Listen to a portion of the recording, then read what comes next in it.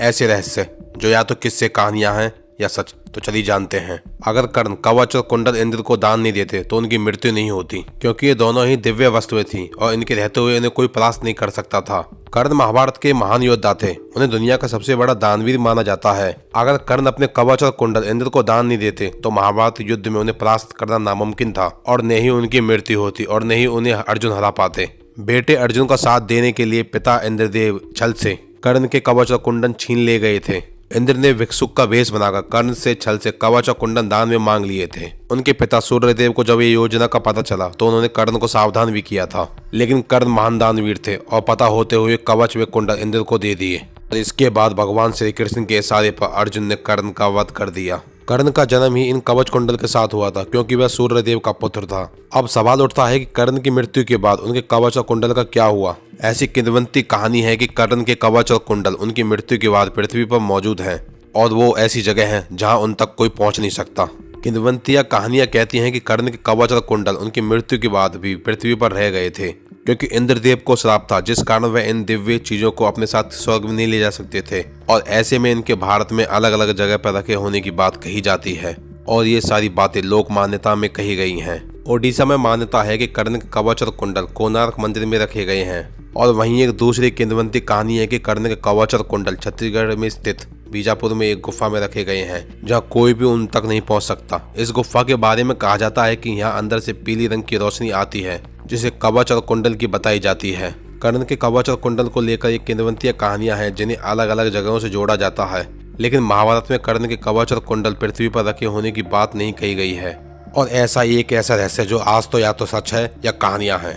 पारस पत्थर। इस किले में आज भी मौजूद है चमत्कारी पारस पत्थर, ऐसा पारस पत्थर जो लोहे को भी सोना बना देता है। दुनिया में आज भी ऐसी चमत्कारी चीजें मौजूद हैं जिनके बारे में लोगों ने किस्से कहानियां में सुना है। और ऐसा ही एक चमत्कारी है पारस पत्थर, जिसके बारे में आपने कई कहानियां सुनी होंगी, लेकिन आज तक इस पत्थर को कोई नहीं ढूंढ पाया है। आप ये जानकर हैरान रह जाएंगे कि इस किले में पारस पत्थर होने का दावा किया जाता है और यही वजह है कि हर साल किले में लोग खुदाई करने के लिए यहाँ पहुँच जाते हैं। पारस पत्थर के बारे में कहा जाता है कि ये वो पारस पत्थर है जिसे छूते ही लोया भी सोना बन जाता है। माना जाता है कि भोपाल में 50 किलोमीटर के दूर रायसेन के किले में यह पारस पत्थर मौजूद है।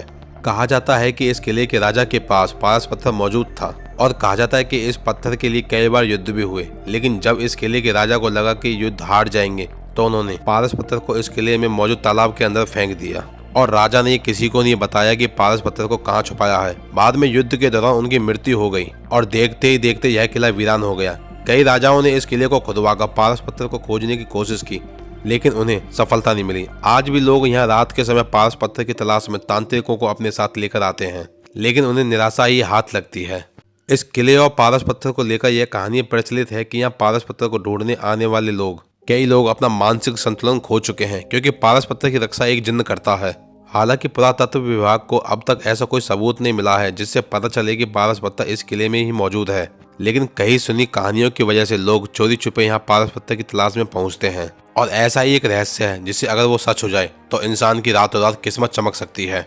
नागमणि को लेकर अक्सर आप कहानियां सुनते आए हैं, पर इन बातों में कितनी सच्चाई है इसके बारे में कहा नहीं जा सकता। हालांकि आज हम आपको नागमणि से जुड़े ऐसे रहस्य बताएंगे जिनके बारे में शायद ही आप जानते होंगे। बचपन से लेकर आज तक हमने कभी न कभी नागमणि के किस्से सुने ही होंगे और इसे लेकर अक्सर हमारे मन में कई सवाल उमड़ते रहते हैं। नागमणि पर कई फिल्में भी बनी हैं जिन्हें हमने कभी न कभी देखा है। साथ ही हमारे पुराणों में इस नागमणि को लेकर कई सारी बातें बताई गई हैं और कहते हैं जिस व्यक्ति के हाथ ये नागमणि लग जाए उस व्यक्ति की किस्मत रातों रात चमक जाती है। ये होती भी है या नहीं इसके बारे में आज तक पुख्ता सबूत नहीं मिले हैं। हिंदू पुराणों के अनुसार दुनिया में नागमणि होने का उल्लेख है। हालांकि नागमणि धारण करने वाले नाग इतने दुर्लभ हैं कि शायद उन्हें किसी ने देखा हो। ब्रह्म संहिता ग्रंथ में नागमणि को लेकर कई रहस्य खोले गए हैं। मालूम हो कि नागमणि को सर्पमणि भी कहा जाता है। कहते हैं नागमणि सर्प के सिर पर होती है। हालांकि इस तरह के सांप दुनिया में दुर्लभ ही पाए जाते हैं और नागमणि में इतनी चमक होती है कि उसकी रोशनी दूर तक फैलती है। इसके साथ ही देखने वाले की आंखें भी चुंदिया जाती हैं और कहा जाता है कि नागमणि मोर के गले जैसी सुंदर होती है। वहीं इसकी चमक की तुलना आग से की गई है। और नागमणि के प्रभाव की बात करी जाए, अगर ये किसी के हाथ लग जाए तो उसकी किस्मत बदल सकती है और वहीं इसके सामान ले पाने की वजह से व्यक्ति का जीवन भी बर्बाद हो सकता है। और इसके साथ भी यह कहा जाता है नागमणि जिस व्यक्ति के पास हो, अगर उसे कोई नाग डस ले तो उस पर विष का कोई प्रभाव नहीं पड़ता। और कहा जाता है कि पहले जमाने में जिस राजा के पास ये मणि होती थी उसकी सभी मनोकामना पूरी होती थी और अपने शत्रुओं पर विजय प्राप्त होती थी। नागमणि के निर्माण को लेकर कहते हैं कि जब नाग के मुंह में पानी की बूंद जाती है तब वह मणि बनती है। हालांकि इस बात की पुष्टि कहीं नहीं मिलती है। महाभारत से लेकर रामायण तक कई ग्रंथों में मणियों के प्रकार बताए गए हैं, जैसे पारस मणि, नागमणि, चंद्रकांता मणि, भीष्मक मणि, तेल मणि। इन सभी मणियों का अलग अलग ग्रंथों में विशेष महत्व है और इनमें से ही एक ऐसी मणि थी महाभारत काल में अश्वत्थामा के पास। दोस्तों वीडियो अच्छी लगी वीडियो को लाइक शेयर कमेंट करें और जो भी मेरे चैनल पर नए हो चैनल को सब्सक्राइब करके बेल आइकन दबा दें जिससे वीडियो आपके पास पहले पहुंचे। जय हिंद जय भारत।